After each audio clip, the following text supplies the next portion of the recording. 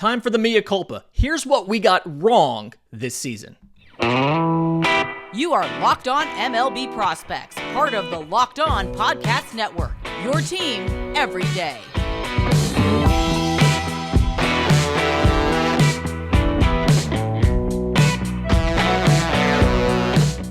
Yes, welcome on in to Locked On MLB Prospects, your home for all things minor league baseball. I'm your host, Lindsay Crosby, freelance baseball writer and podcaster, and thank you for making this your first listen. Every single day, we're proudly part of the Locked On Podcast Network, where it's your team every day. And today's episode is made possible by our friends at Bird Dogs. Go to birddogs.com/LockedOnMLB or enter promo code LockedOnMLB for a free water bottle with any order. You won't want to take your Bird Dogs off, we promise you. So, I've been promising I was going to do this. Let's talk about some of the things that I got wrong this season. And quick observation, a couple things. One, all of the name pronunciations are just baked into this by now, okay? I am terrible with names. A lot of those are going to be wrong. We do not have enough time for me to go through and list all of those. But I've noticed a couple significant Matts that we got wrong. I want to start with one that we got wrong because we didn't think he'd be as good as he actually is, and that's Matt McLain of the Cincinnati Reds. So, entering the year, I was talking about where do you play everybody in Cincinnati? And Matt McLain was one of the guys that I was saying he's probably limited to second base, one, and then if not second base, you're going to kick him out to center field because one, you need outfielders, and two, he's not better than a lot of the other options to play at shortstop. Matt McLain was one of the first guys to get promoted in that wave of youngsters, that number one class of rookies that we talked about earlier in the week. And in 89 games for Matt McLain in the majors, 290, 357, 507, 16 home runs, 43 extra base hits, 31 walks to 115 strikeouts, and 14 and 19 on stolen bases. So we were right. I was right when it came to the swing and miss being an issue. But the power's been a lot better than we thought it was, and the defense has been a lot better than we thought it was going to be. So when it came to the power, my concerns with Matt McLain was that he was not going to be selective enough to optimize the power potential that he had, which I thought was not quite necessarily average to above average. I thought it was below average to maybe average. This sample, 89 games, is statistically significant enough. He's seen 1,600 pitches in the majors. He has a 10.8% barrel rate, which the MLB average is 6.9. And his max exit velocity is 109.9, with his average being 89.3. The MLB average on exit velocity is 88.4. So Matt McLain right there, the power is at least average. And he's been able to get it into the game. The big thing here has been his ability to not chase to the point where he can optimize the contact. 25.4% chase rate is right around 75th percentile. So he's one of the top 25% in baseball at limiting chase. Now, he does still have significant swing and miss, and that's why the strikeout numbers are so bad. He does have 115 strikeouts because he does miss, but when he misses, at least he's missing in the zone. He's not missing out of the zone, and that's theoretically something you can fix, but when he makes contact, sweet spot percentage, 39.6%. That's 93rd percentile. Again, the barrel rate, 10.8%, 70th percentile. Hard hit percentage, 42.4%. That's just about 60th percentile. He's doing a really good job at optimizing contact, and as he gets better at closing some of the holes in his swing, you're going to see him get better at strikeouts, lower that strikeout rate. It takes guys often quite a while. Ronald Acuna Jr. cut his strikeout rate in half in like his 5th year in the bigs. Like, it takes guys a while to do this, but Matt McLain has a positive run value on just about every type of pitch but sweepers. He is fantastic against fastballs, +7 run value on four-seamers and sinkers. He's at +3 on sliders and curveballs. And then changeups, he's at +1. And not necessarily something that I expected to happen, right? A lot of his strikeouts come on sliders and changeups, and those, for the most part, are strikeouts in the zone. Swings and misses, when you can land a slider for a strike, you can get Matt McLain. He will not chase those. But if you can land it for a strike, he will swing and miss, especially when it tunnels really well, but he's a very good fastball hitter. So, first thing we got wrong was the power. The second thing that we got wrong is the defense. I didn't necessarily know if his defense would be good enough to stick it short, and I think there's a couple factors at play here. The first factor at play is we don't have great infield defensive data in the minors. Like, even on the AAA StatCast stuff, we just don't have great defensive data. And so because of that, it's a lot more impacted by your individual looks at a player. And it's entirely possible to see a guy struggle a couple times in a live look, and because of that, maybe underrate his defense when he probably just had a bad day on defense. But I also think part of it is seeing the struggles that Bobby Witt Jr. had last year and connecting those two players, probably unfairly. And so I was underrated his defense a bit from a perspective of speed, 90th percentile sprint speed for Matt McLain. His range is 77th percentile. His arm strength is above average, which it's been stronger than I thought it would, 86.3. It's been better than I expected. And then the given that defense typically gets better as you rise through the minors, and as well as when you spend time in the majors, your defense gets better. Bobby Witt's a plus defender this year when he was atrocious at short last year. So I think some of that is the looks that I got of Matt McLain. His defense wasn't great when I saw him in the minors, combined with the fact that I expected, obviously, you have so many other infielders, including guys who are plus defenders.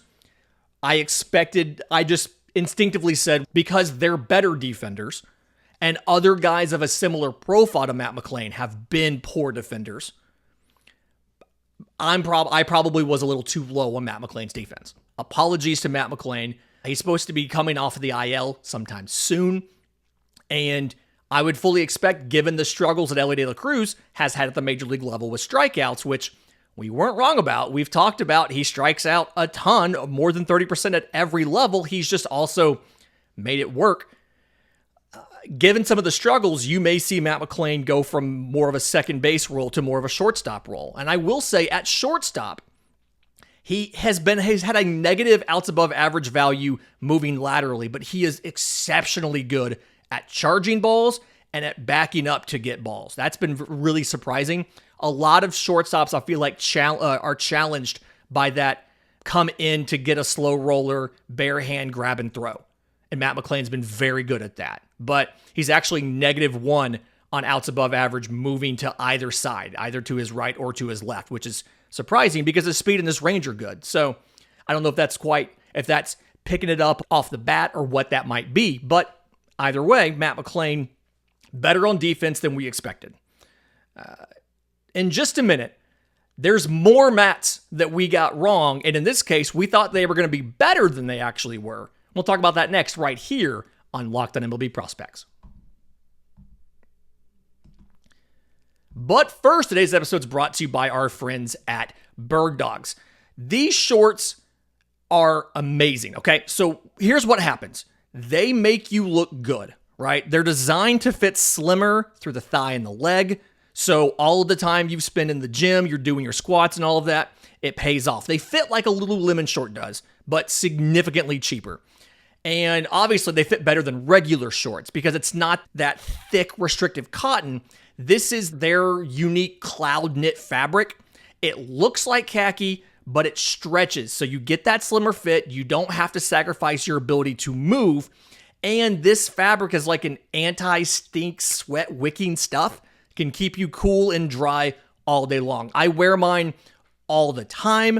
It doesn't matter if I'm going to a bar to have a drink, if I'm going to the golf course, if I'm going to, the bank, whatever I'm doing, I wear the Bird Dogs and I feel comfortable. I feel good. And we've talked about this before. When you look good, you feel good. When you feel good, you play good. You play good, they pay good. Go to birddogs.com/LockedOnMLB or enter promo code LockedOnMLB at checkout for a free Bird Dogs water bottle with your order. That's birddogs.com/LockedOnMLB for a free water bottle at checkout. You will not want to take your Bird Dogs off. Today's episode's also brought to you by our friends at DoorDash. You've trusted them to bring you your favorites. You've trusted them to bring you your favorites from restaurants when you've been home late at night and you have the munchies, when you're too busy to make lunch and you're working from home, whatever it may be. You've trusted them to bring you restaurant food. Now they can bring you groceries as well. If you're having a thing on a Saturday morning and you realize, hey, we don't have any syrup for our pancakes, we're out of coffee creamer, you can use DoorDash grocery delivery to take care of those last-minute cravings conveniently. Or if you just don't have the time to drive to the grocery store and spend an hour walking through all of the aisles to get your stuff, you can go online, order it from DoorDash, and they will bring it to you when you want. You just sit back and you get quality groceries just like you picked them yourself. Get 50% off your first DoorDash order up to a $20 value when you use code LockedOnMLB at checkout. It's a limited time offer, terms do apply, but it's 50% off up to a $20 value on your order with no minimum subtotal and zero delivery fees when you download the DoorDash app in the App Store and enter code LockedOnMLB. Don't forget, that's code LockedOnMLB for 50% off your first order with DoorDash. Okay, so there's a couple different Matts that we struggled with, and we maybe overrated them a bit. And the first one, and this is hard because he was a prospect at the pod, Matt Mervis, first baseman for the Cubs.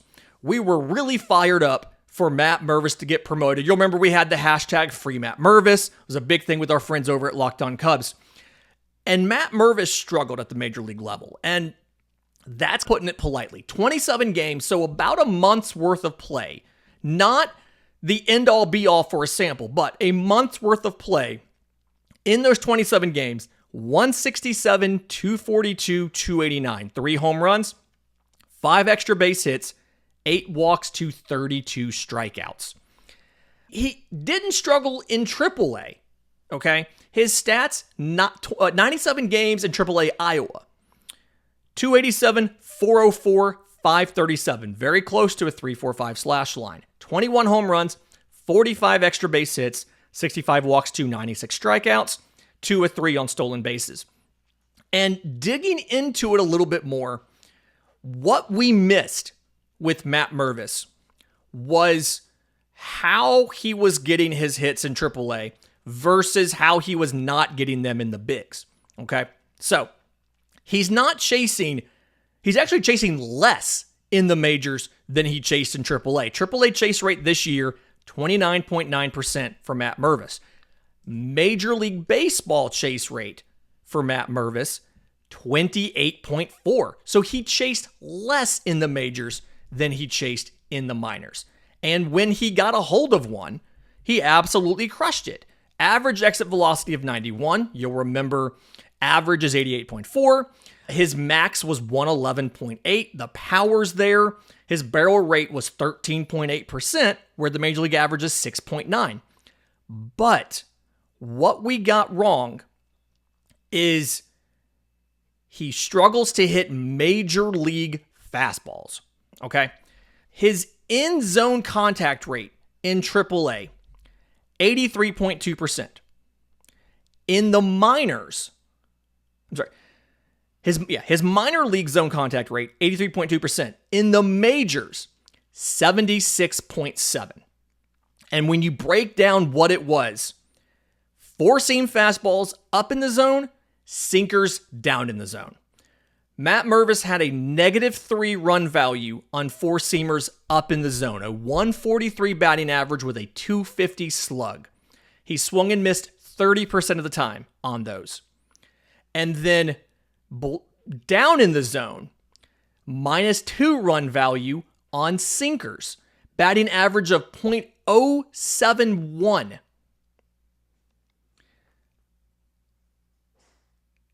It's really hard to get detailed minor league data on specific pitches that guys struggle with versus specific pitch types to figure out that this was going to happen with Matt Mervis.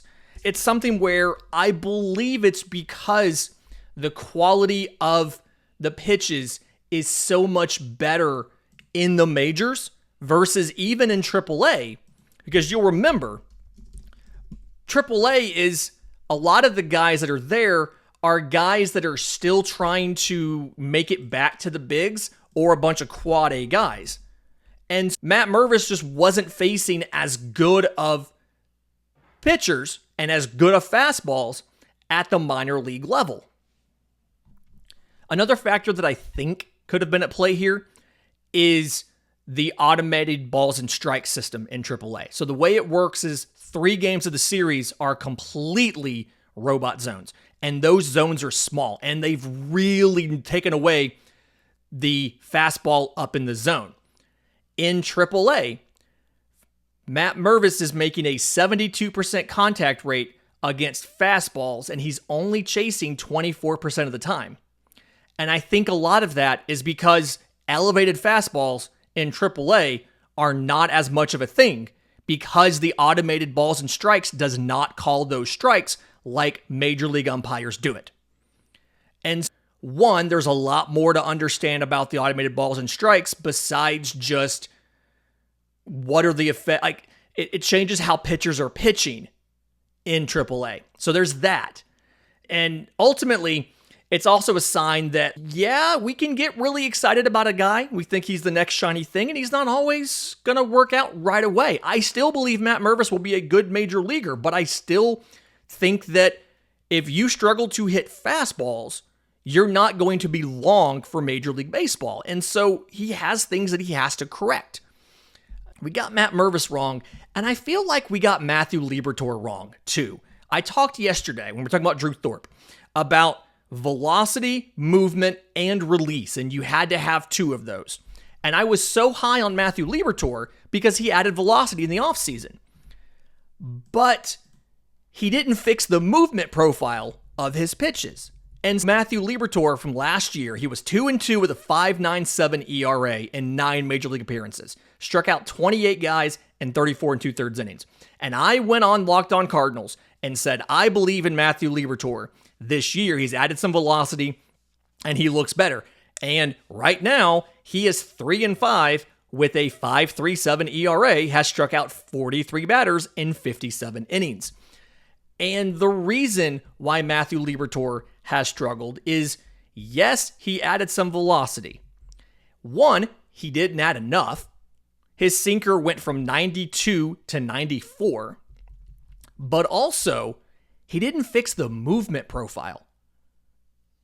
It's most of his pitches, with the exception of his curveball, has greater than average vertical drop and horizontal movement. So the curveball is really good, and that's one of the only pitches he has with a positive value on it.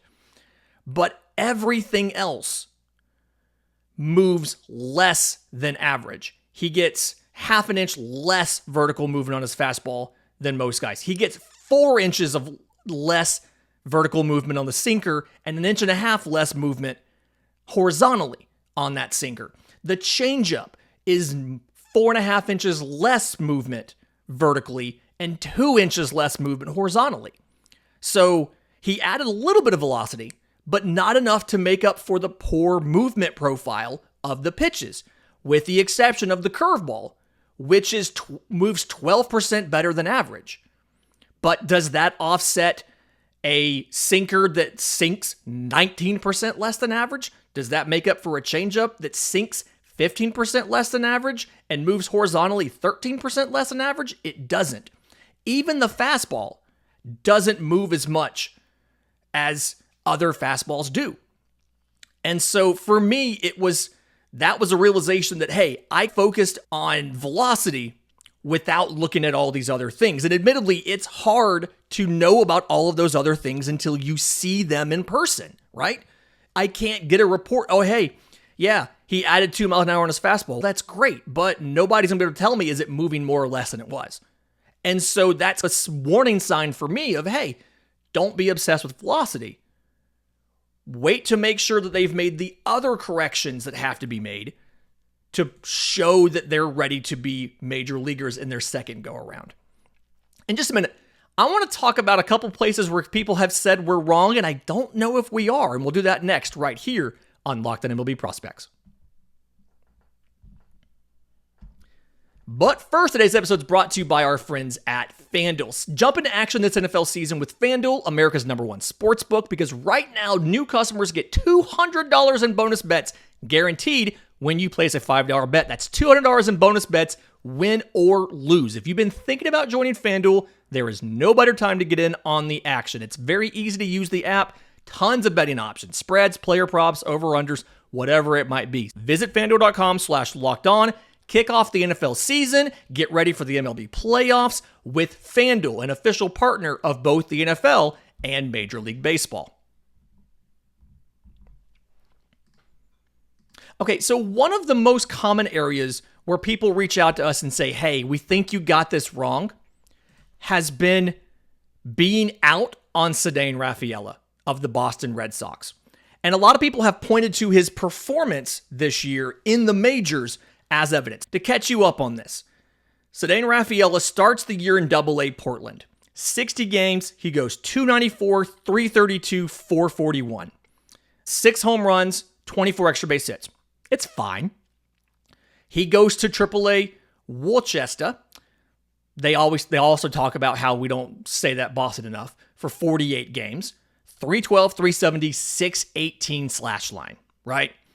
30 extra base hits in 48 games. He gets called to the bigs. And right before he gets called to the bigs, I say, hey, I'm out on Ceddanne Rafaela. He does not walk nearly enough. He chases way too much. In his first 20 games in the majors, 305, 328, 492. 2 home runs, 7 extra base hits, 1 for 2 on stolen bases. 2 walks to 20 strikeouts. And I've had a couple people saying, hey, you were wrong on Ceddanne Rafaela. I don't think I'm wrong on Ceddanne Rafaela. I really don't. I still think it's very early, and I think the small sample size is what's getting people. His walk rate in the majors, 3.3%. The average is 8.4. His strikeout rate is 10% higher than the major league average. He's striking out almost 33% of the time. And he's not necessarily showing the power that he needs to be an above average regular. His average exit velocity is 86.4. Again, the major league average is like 88.4. His max is 107. What he is doing, and I still don't know if it's sustainable because this is not normalized after 20 games, after 59 at-bats, is he's maximizing his sweet spot percentage. 41% is one of the highest numbers in all of the majors. And it's so out of line with everything else. All of the underlying fundamentals that I had issues with for Ceddanne Rafaela in AAA are still there. His chase rate in AAA, 42.5%. His chase rate in the majors, 40.7%. His zone contact rate in the minors, 84%. His zone contact rate in the majors is 80%. And to this point, he's mostly been productive off of fastballs. He's batting .313 on sinkers and .267 on four-seamers. But outside of that, he is chasing and he is swinging and missing a lot at everything else. He's batting 100 on curveballs with a swing and miss of 35%. He's swinging and missing 46% on sliders. He's swinging and missing 33% on sweepers. On changeups, he's swinging and missing 29% on sweepers and 30% on cutters. the swing and miss is going to catch up to Ceddanne Rafaela. He's batting .353 on fastballs, and he's batting significantly worse on everything else, but he's gotten over 50% fastballs. MLB is going to adjust. I am not convinced that we got this wrong. I am convinced that the sample size is not big enough. He's going to have to work on not chasing out of the zone and finding some more power in that profile to be anything more than a defensive replacement and a utility option. The speed is good, 82nd percentile. His defense, and incredibly small samples because he hasn't played a ton of defense, is right on average. No extra outs above average given. Arm value isn't even on the leaderboard yet. But he's going to have to be more disciplined at the plate.